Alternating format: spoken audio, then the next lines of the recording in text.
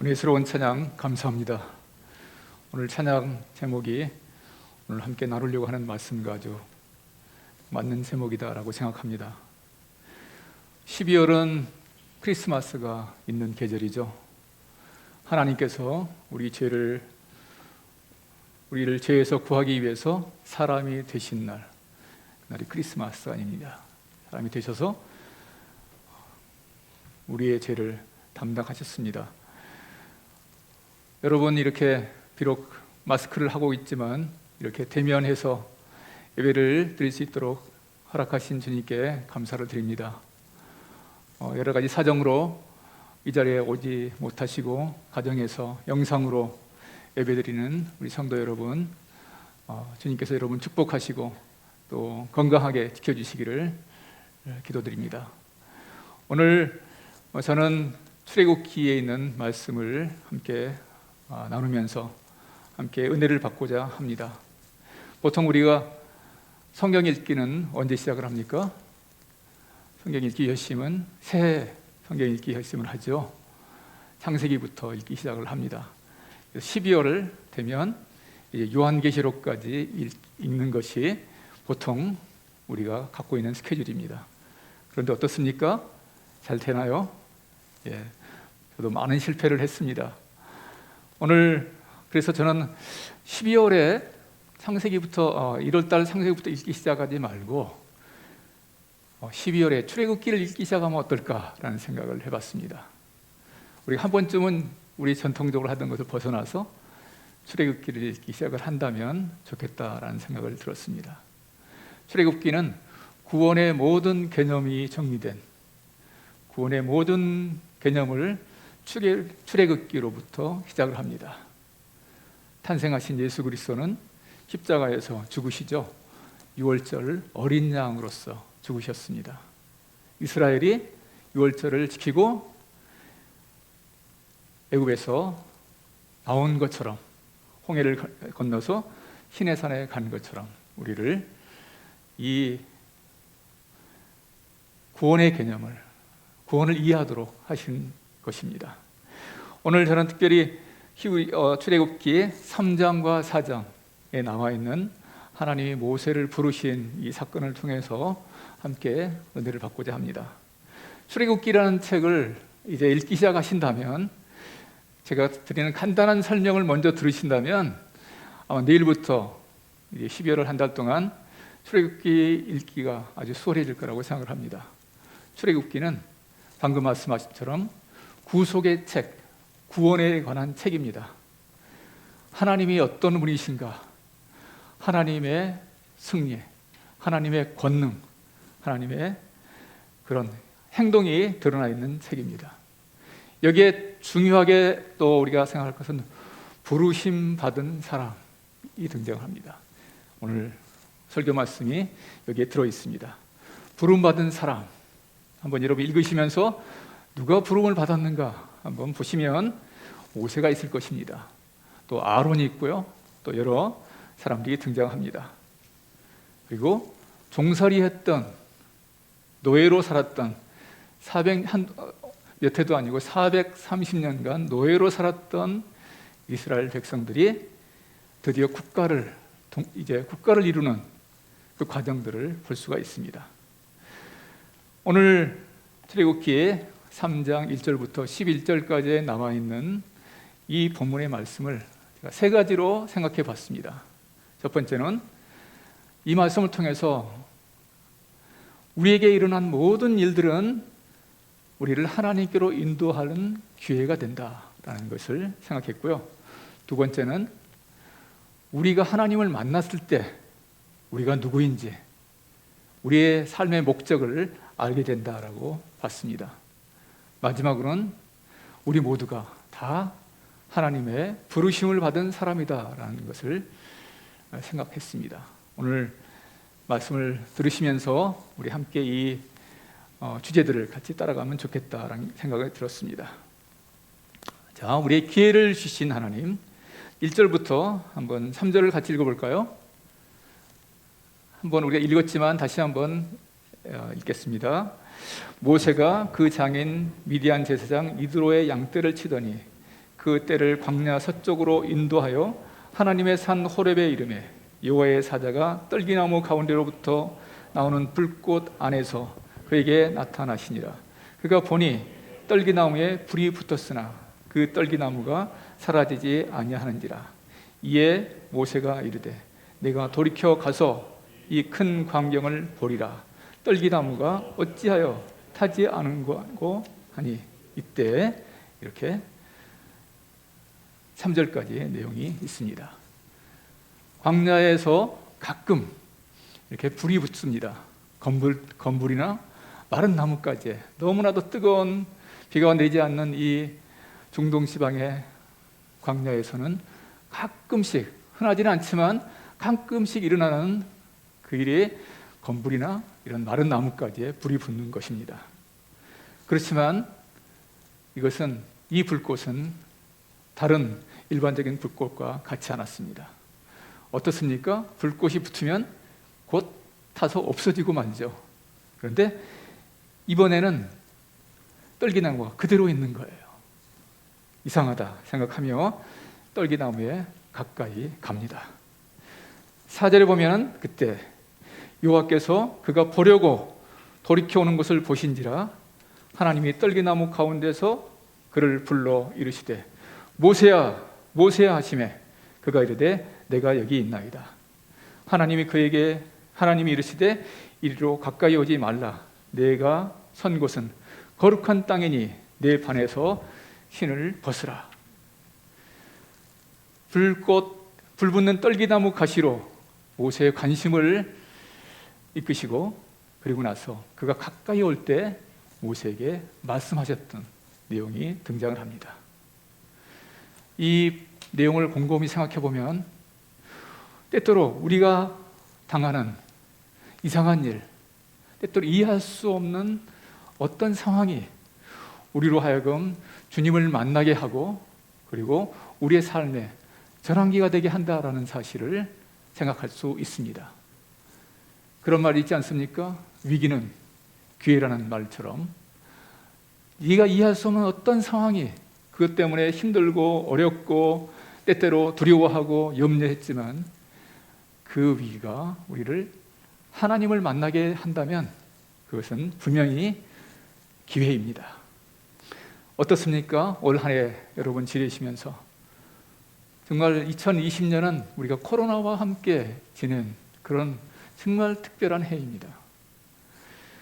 우리가 TV나 뉴스를 보면 항상 코로나가 등장하지 않는 날이 없습니다. 핸드폰을 켜면 카톡 맨 꼭대기에 코로나 오늘 몇 명 이렇게 나오지 않습니까? 서로 얘기할 때 우리는 코로나를 빼고 얘기할 수 없습니다. 이렇게 코로나와 함께 힘든 한 해를 보냈습니다.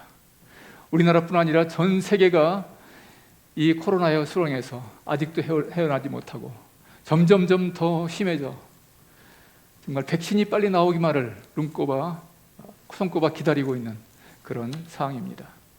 이럴 때 정말 이렇게 묻고 싶지 않습니까? 왜 이런 일이 생겼을까?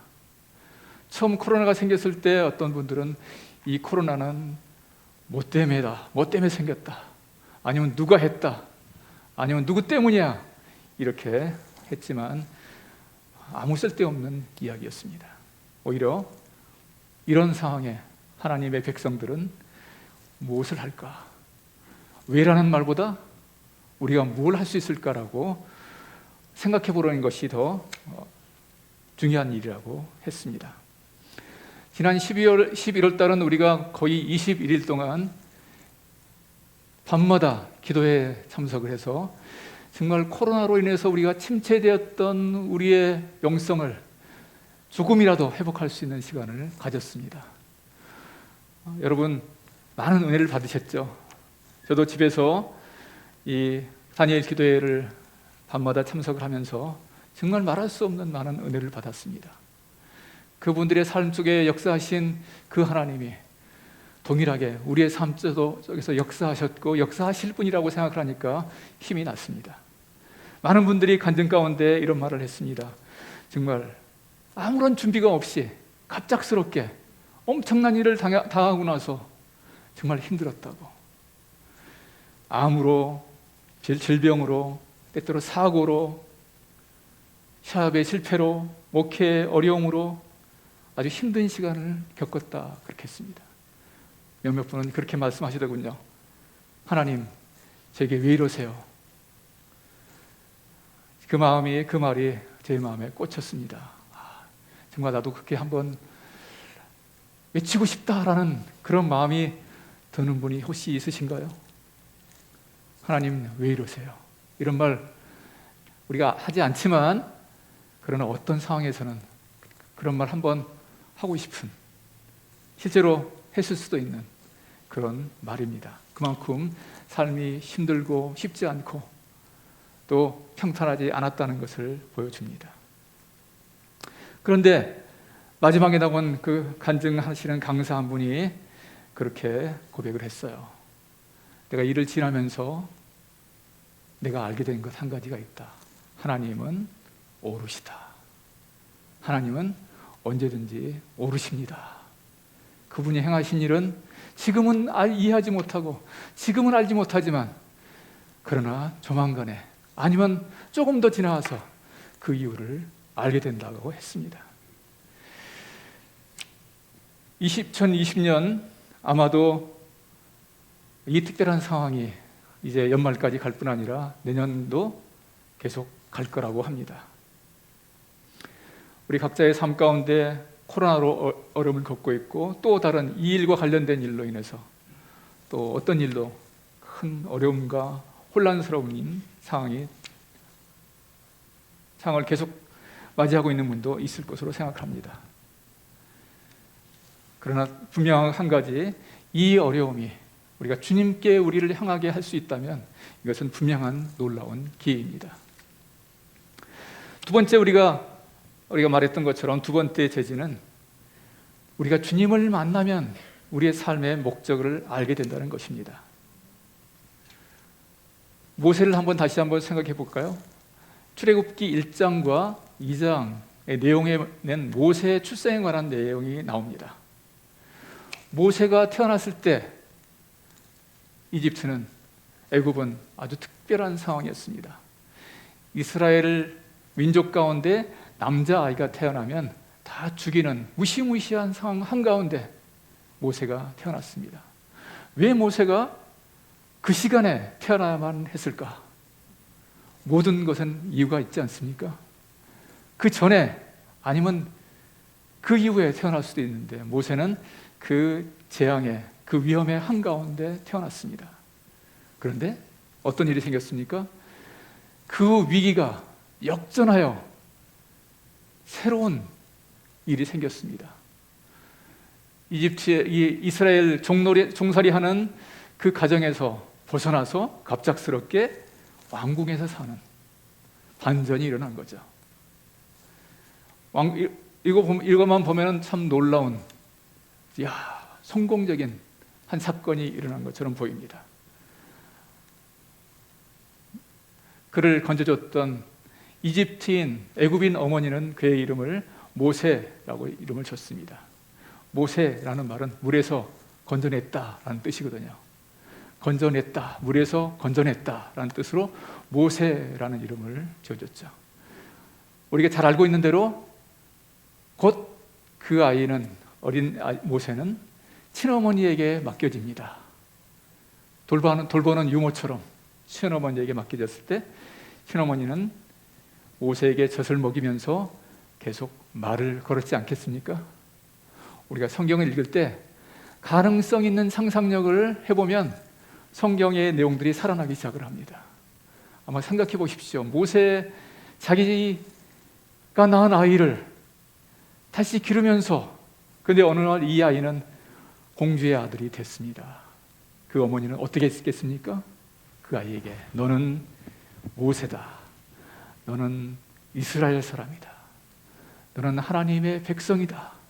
아브라함과 이삭과 야곱의 하나님이 우리의 하나님이다. 이렇게 가르치지 않았을까요? 분명히 그런 아름다운 가정교육을 했을 거라고 생각을 합니다. 그렇지만 그것이 모세에게 있어서 하나님에 대한 참된 신앙을 만들어내지는 못했습니다. 저도 그렇습니다만 여러분 가운데 혹시 모태신앙이라고 생각하시는 분들 계신가요? 우리 부모님이 날 때부터 나는 교회를 다녔고 나는 그래서 모태신앙이다. 아마 우리 교회 청소년들 가운데는 이렇게 모태신앙으로 자라는 분들이 많을 거라고 생각합니다. 모태신앙은 사실은 신앙이 아닙니다. 모태신앙은 하나님에 대해서 듣고 교회에 대해서 듣고 예수님에 대해서 들었지만 실제로는 아직 신앙이 없는 거죠. 하나님을 아직 못 만난 겁니다. 여기에는 모세와 비슷합니다. 뭘 안다고 생각을 했습니다. 성장을 했어요. 애굽의 모든 지식을 배우고 그리고 훈련도 받고 정말 아주 늠름한, 혹시 애굽의 왕자가 될 수도 있는, 왕이 될 수도 있는 가능성까지도 있는 그런 아주 멋진 청년으로 자라났습니다. 그래서 어떻게 합니까? 뭔가를 해보려고 합니다. 그런데 그 시도는 완전히 빗나가 버리고 말았습니다. 내가 뭔가를 좀 해보려고 했는데 어떻게 됐습니까? 애굽인을 죽이게 되고 이스라엘을 돕는다는 그 시도가 오히려 사람들로부터 배격을 당하는, 네가 누구냐? 나까지 죽이려고 그러느냐? 하는 이런 상황을 맞이하게 됩니다. 모세는 어떻습니까? 도망을 하죠. 왕국에서 도망을 해서 자기 목숨을 부지하게 해서 긴 광야를 건너갑니다. 그리고는 홍해 바다를 건너갑니다. 바다를 건너서 미디안이라는 곳에 도착을 해요. 미디안은 어디냐면 아라비아 북부 지역을 미디안이라고 부릅니다.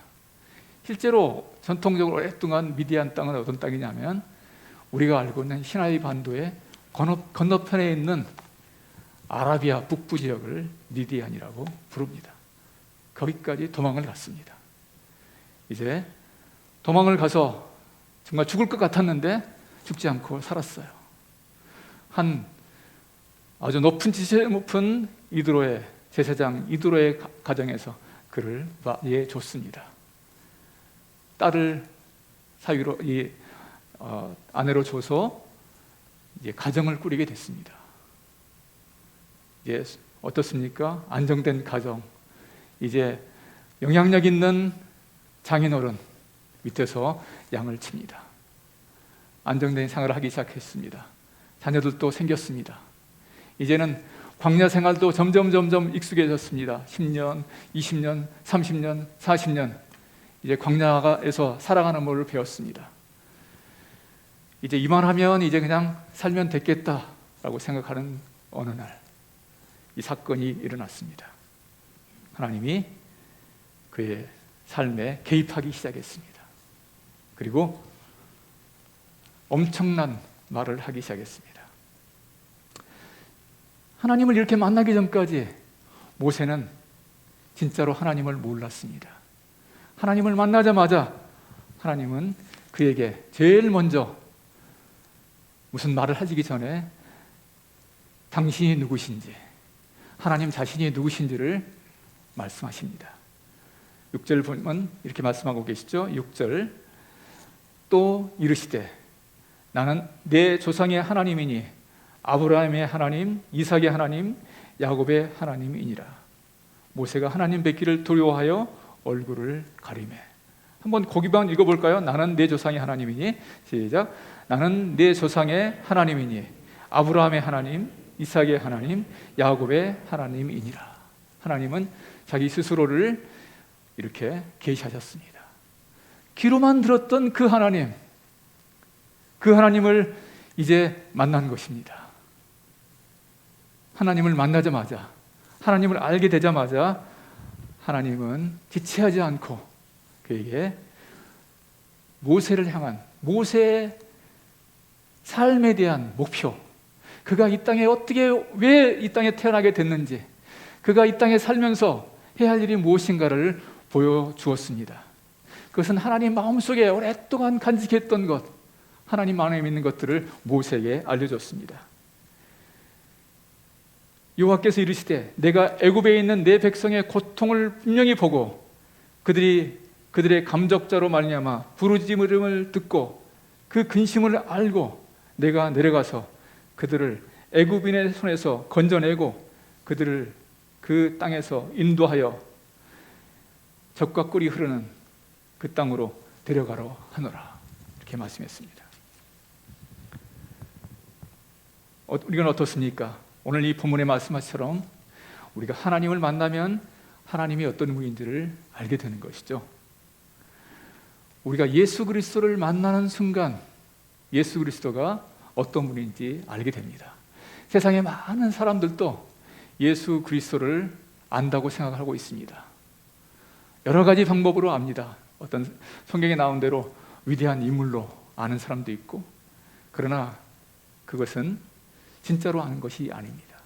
예수 그리스도를 만나 예수 그리스도가 나의 구주와 주님으로 믿게 되고 그분을 따르게 되는 것이 진짜로 알게 되는 것이죠. 그렇지만 그게 끝이 아닙니다.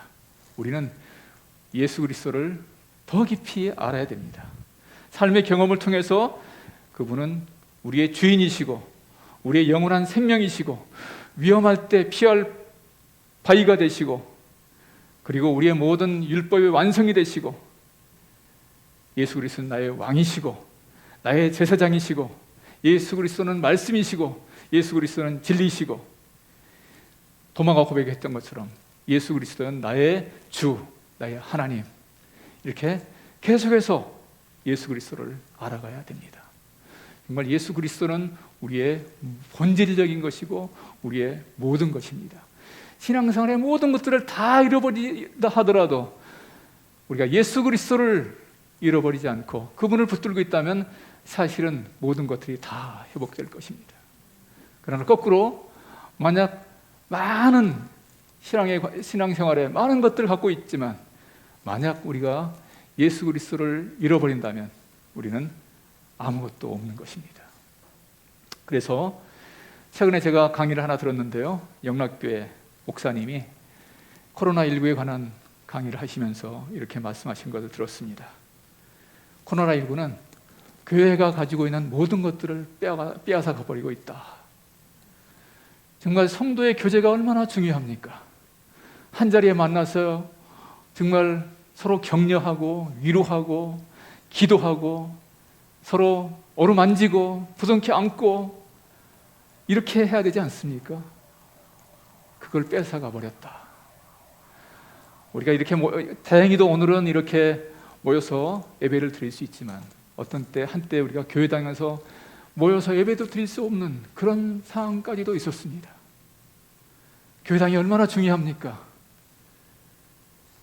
그래서 우리는 그렇게 생각하지 않지만 다른 많은 교회에서는 교회당 그 건물이 성전이라고 하지 않습니까? 성전이 없어진다, 성전에 들어갈 수 없다, 엄청난 사건이죠.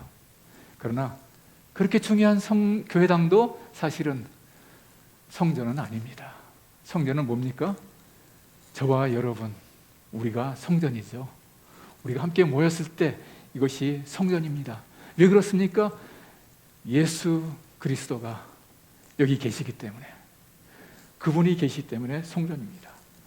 코로나19는 우리의 모든 것들, 많은 것들을 빼앗아 가버렸지만 오히려 우리로 하여금 가장 중요한 본질이 무엇인가를 알려주고 있다라고 했습니다.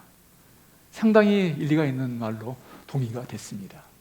내가 집에서 예배드리든 내가 거리에서 걸어가면서 기도를 하든 내가 주님을 붙들고 있다면 나는 교회입니다. 나는 하나님의 백성입니다.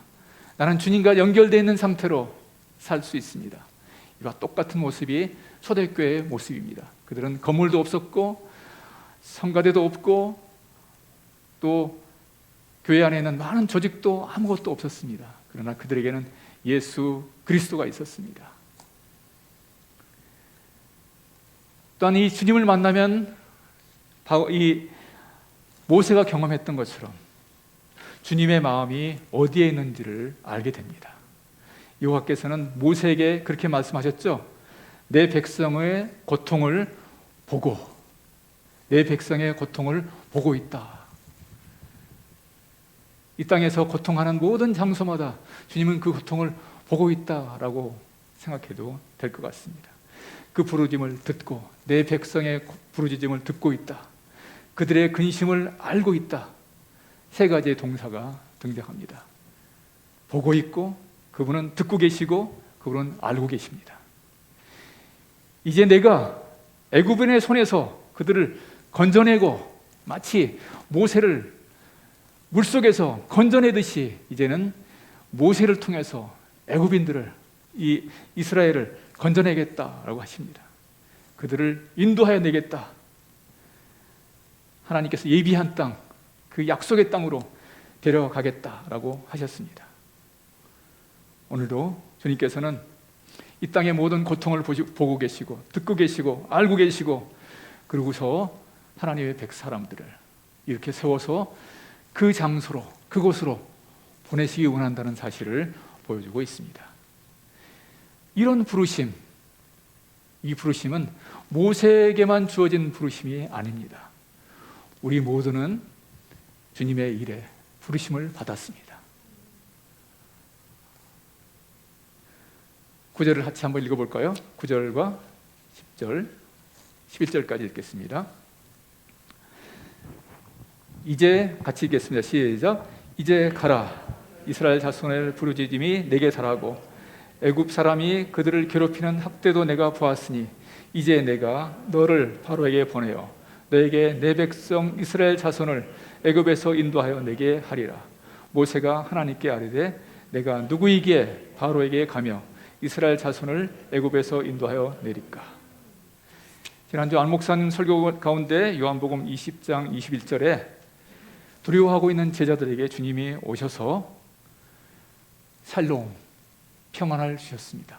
평안하라 라고 말씀하셨습니다. 그리고 이 평안은 어떤 상황에서도 흔들리지 않는 하나님의 평안을, 주님의 평안을 그들에게 허락하셨습니다. 그리고 나서 그 평안 가운데 그냥 살면 된다고 하시지 않고 사명을 주셨죠. 아버지께서 나를 보낸 것처럼 나도 너희를 보내노라. 주님의 부활을 경험한 모든 사람들은 이런 주님의 제자들이 받았던 똑같은 부르심을 받습니다. 주님께서 우리를 보내십니다.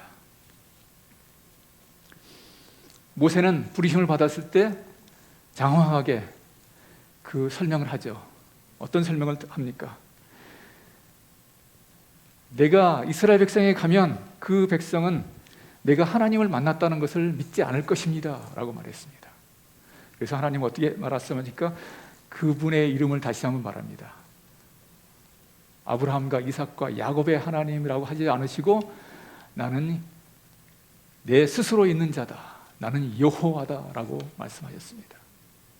여호와라는 이름은 정말 마치 하나님의 고유 대명사처럼, 하나님 자신의 이름처럼 아주 중요한 이름입니다.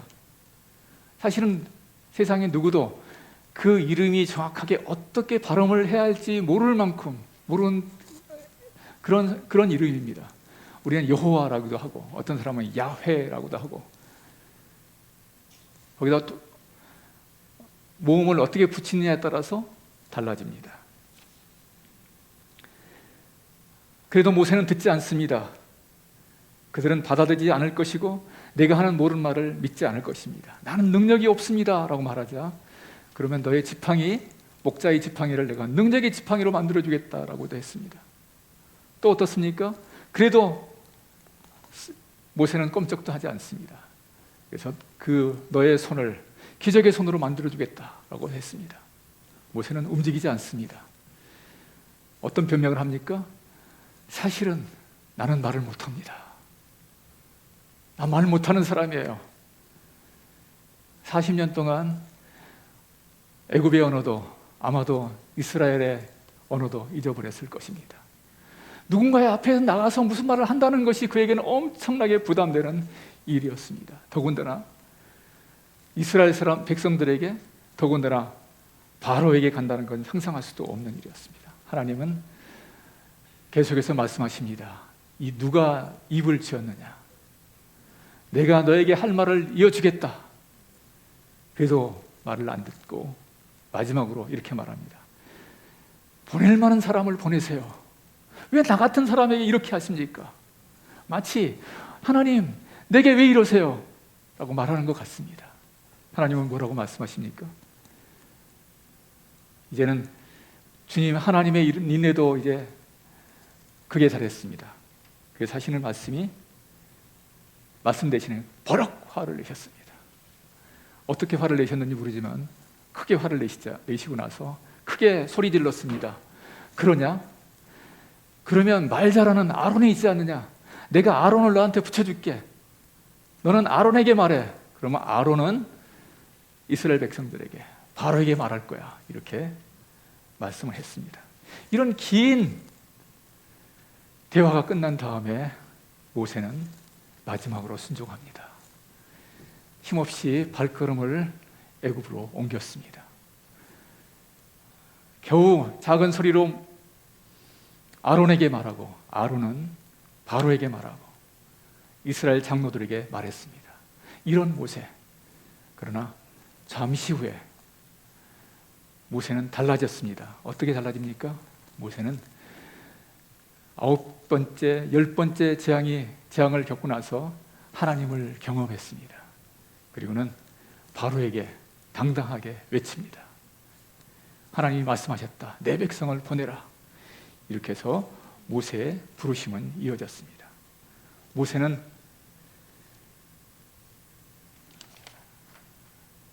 출애굽기의 중심이었습니다. 그가 기록한 책은, 그가 받은 율법은 모세의 율법이라고 불렀고요. 그가 기록한 책은 모세의 책이라고 불렀습니다. 그가 이끌고 나는 이스라엘 백성들은 이제는 더 이상 종이 아니라 하나님의 공동체, 하나님의 백성으로 굳게 섰습니다. 그리고 구약에서 가장 중요한 인물이 지금도 모세라고 합니다. 하나님의 놀라운 이 구원의 이야기 가운데 모세가 들어왔습니다. 이것이 바로 하나님의 계획입니다. 모세에게 하신 것처럼 하나님께서 오늘날 우리에게도 똑같이 하신다고 생각을 합니다. 부르심을 받았을 때 선지자들의 태도가 여러 가지가 있습니다. 어떤 선지자는 부르심을 듣고서 몰래 도망친 선지자도 있습니다. 혼이 난 다음에 겨우 다시 일어나서 순종하여 니느웨로 간 요나 같은 사람이 있습니다. 그러나 그가 순종했을 때 니느웨에 놀라운 변화가 일어났습니다. 다윗이 순종했을 때 이스라엘 왕이 되었고요. 하나님께서 순종하는 사람들을 통해서 역사하십니다. 여기까지만 들으면 어떻습니까? 나에게는 그런 부르심이 없어. 나는 그렇게 하지 않을 거야 라고 생각할 수 있습니다. 그런데 하나님의 부르심은 모세 같은 부르심만이 아닙니다. 이스라엘 모세와 함께 부르심을 받았던 사람들은 여러 사람이 있습니다. 아론이 있었고요, 레위 지파가 있었고요, 그 다음에 70인의 장로가 있었습니다. 성막을 만들 때는 그 성막을 만들기 위해서 많은 헌물들을 가지고 온 백성들이 있었습니다. 재능 있는 누군가는 제사장의 옷을 만들고, 누군가는 유향을 만들고, 누군가는 촛대를 만들었습니다. 이 모든 일에 그들의 헌신과 그들의 부르심에 대한 응답이 있었습니다. 하나님께서 누군가를 위해서 우리에게 기도한 마음을 주셨을 때 지체하지 않고 그 자리에서 기도를 시작한다면 이것도 또한 부르심의 하나라고 생각합니다. 내 마음속에 만나야 할 누군가가 생각이 나서 지체하지 않고 핸드폰을 꺼내서 그 번호를 누른다면 이것도 또한 놀라운 일일 거라고 생각합니다. 주님께서 가라는 곳에 가고 서 있는 곳에 서 있고 눈에 보이는 것은 치우고 어떤 때는 교제권이 없어 낯설게 홀로 서 있는 누군가에게 따뜻하게 다가가는 일도 그 부르심의 하나입니다. 친절한 한마디, 하나의 격려, 이것은 놀라운 역사를 일으킵니다. 어떤 분이 그렇게 말했습니다. 한마디의 격려가 어떤 사람의 하루를 행복하게 한다. 한마디의 격려가 누군가에게는 한 주일을 따뜻하게 살아가게 만든다. 한마디의 격려가 어떤 사람의 일생을 바꿔놓기도 한다라고 했습니다. 하나님께서는 우리의 작은 행동, 작은 또 움직임을 통해서 주님의 일들을 이루어 나가십니다. 사실은 제가 오늘 여기 이렇게 말씀을 전하고 있습니다만 우리 교회 가운데는 이렇게 여러분의 우리의 삶 가운데 많은 실제로 일들을 참여하고 계신 분들이 많이 있습니다. 우리가 구약을 읽을 때 가끔 가다가 참 내 마음에 와닿지 않을 때가 있습니다. 구약의 모든 내용들은 이스라엘 백성에 관한 얘기인데 신약 시대에 살고 있는 우리가 이것과 무슨 상관이 있지? 혹시 이렇게 생각하신 적이 있으신가요? 그러면 이렇게 생각해 보십시오. 구약에 있는 모든 것들은 오늘 나와 관계가 있다. 구약의 이스라엘은 오늘날 교회와 같다라고 생각해 보십시오. 내가 교회의 한 사람으로서 이스라엘 백성의 역사를 보는 것 놀라운 일입니다. 왜냐하면 실제로 스데반이 사도행전 7장에서 뭐라고 말씀하셨냐면 광야에 있었던 이스라엘 백성이 광야 교회다라고 말씀하셨거든요. 이스라엘의 모든 삶, 성공, 실패, 좌절, 하나님을 의지해서 다시 회복되는 것, 이것은 마치 오늘날 우리가 살고 있는 이 땅의 교회가 살아가는 것과 똑같습니다. 하나님의 이 교회는 하나님의 역사, 하나님의 나라가 이 안에서 이루어집니다. 교회 안에서 때는 교회 바깥에서 하나님께서 우리에게 주신 은사와 재능을 가지고 주님을 섬길 수 있습니다. 오늘 우리에게 고린도전서 10장 11절에 이렇게 말씀하고 있습니다. 그들에게 일어난 이런 일은 본보기가 되고 또한 말세를 만난 우리를 일깨우기 위하여 기록되었느니라. 옛날 성경에는 이렇게 되어 있어요. 그들에게 일어난 이런 일들은 우리에게 거울이 되어 라고 했습니다. 구약에 일어난 모든 것들은 오늘날 우리에게 본보기 거울과 같다라고 말씀하신 것입니다. 2020년의 마지막 한 달을 보내고 계시는 여러분, 저는 여러분께 이렇게 제안을 드립니다. 첫 번째는 이달 출애굽기를 읽자 라고 제안 드리고요. 또 한 가지는 2020년 12월에 2021년 1월을 한번 생각하면서 2021년을 생각하면서 한번 기도를 드려보는 게 어떨까, 그렇게 생각을 합니다. 저희 두 사람이 얼마 전에 하나님께서 2021년에 우리에게 무엇을 허락하실까라고 생각하면서 기도를 시작했습니다. 그리고서 하나하나 적기 시작했더니 많은 것들이 생각이 났습니다. 만약 하나님께서 여러분의 마음에 두신 무엇이 있다면 그 기도로 올려드렸으면 좋겠습니다. 하나님께서 여러분의 마음속에 무엇인가 보게 하신다면, 눈으로 보게 하신다면 그 일을 하면 좋을 것 같습니다. 가끔 가다가 우리가 누구를 책망합니다. 왜 이런 걸 못했어? 막 눈에 보이기 시작하지 않습니까? 길거리에 쓰레기가 보이고 치우지 않는 설거지통에 물건이 보이고, 그때 누군가에게 그것을 하라고 하기 전에 보이는 사람이 하는 것, 그게 바로 은사라고 하는 말을 들었습니다. 교회 안에, 교회 바깥에 무엇이 보이십니까? 그게 바로 우리가 해야 할 일, 우리가 기도해야 될 일이라고 생각합니다. 그래서 12월은 우리가 기도하면서 2021년을 준비하는 한 해로 이 마지막 달로 보낸다면 참 좋겠다라는 생각이 듭니다. 같이 기도하겠습니다.